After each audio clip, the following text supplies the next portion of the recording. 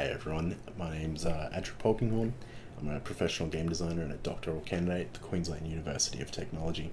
I'd like to start today just by thanking my co-authors and supervisors, Jane Turner, Manuela Taboada, and Jeremy Kerr, for their contributions on this work and their ongoing support, as well as my reviewer who gave me some wonderful things to think about.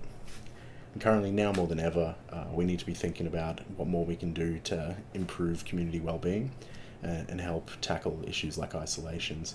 And this is kind of the topic and where I'm residing.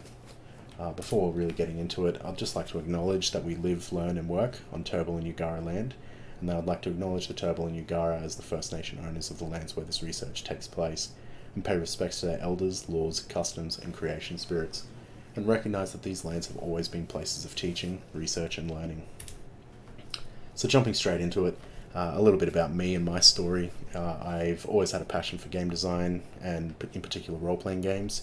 And this led me to studying game design at QUT, eventually doing a master's in interaction design, as well as running my own studio and working for some cool studios like Define Development and Snapchat Game Studios.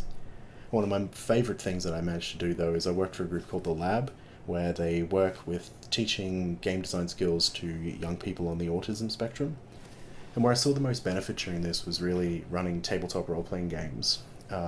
Both just seeing like the collaborative nature of these games and the storytelling that took place with them and the impact that it really had on these people. And it was just incredibly rewarding. And this was really my main inspiration to begin my doctoral studies and examine the role that tabletop role-playing games and narrative therapy can have on each other. As well as when I started to look into the literature, it really only confirmed these feelings that I had felt through practice. So why narrative therapy in particular? Mostly this is just because I can't help but see the similarities between the role of a narrative therapist established by White and Epstein and that of a game designer in tabletop role-playing games. In this space of co-authored and collaborative world building, where both roles are really engaging to try and focus in and allow the player or the patient to take control of their narrative world and rewrite a new version and gain new perspectives. And this just reminds me so much of the amount of times I've run through like the same Dungeons & Dragons starter campaign with students or friends, and even though we're telling the same story over and over again, we're just constantly finding new meaning and new stories are getting added to it through this kind of collaborative retelling. But when we really get into it, some dilemmas really start to appear, and this largely is because there's this focus more on the roleplay and less consideration into the design of these games. And a bit of an example that I'd like to be giving here is through my work teaching these children and young people on the autism spectrum. And so when we went to play some of these role-playing games and we're setting up, in particular Dungeons & Dragons, we're setting up our characters, one question that kept popping up was what charisma is. And this question was in general as well as in the context of the game.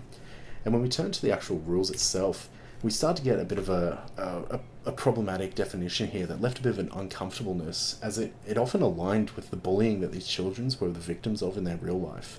When in reality, these children were superbly charismatic in their own right, and they never failed to bring a smile to my face. But where I really think this definition fails to connect with is that charisma is more measured through outcome rather than just the process.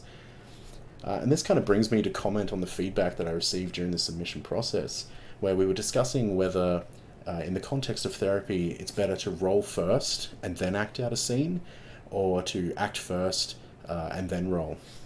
And I have to say here that I really lean towards that all ability checks, whether they're physical or social, should be act first, as I believe that giving that meta game knowledge can kind of corrupt the performance, and if it's the performance that we're trying to that's really providing that therapeutic value, then I should do anything to avoid any things that might corrupt that.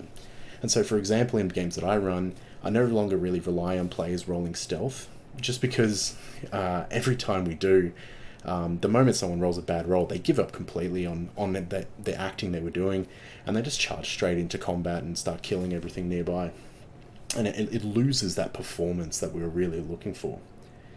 And this is kind of where this research is centered around, is how can we address these problematic designs and kind of empower designers, therapists and educators alike, and create a usable taxonomy for them, for the narrative mechanisms at play. And yeah, so I'd like to thank you all for tuning in this short little abstract. And if you have any questions, I'd love for you to stick around and have a chat with me. Thank you very much.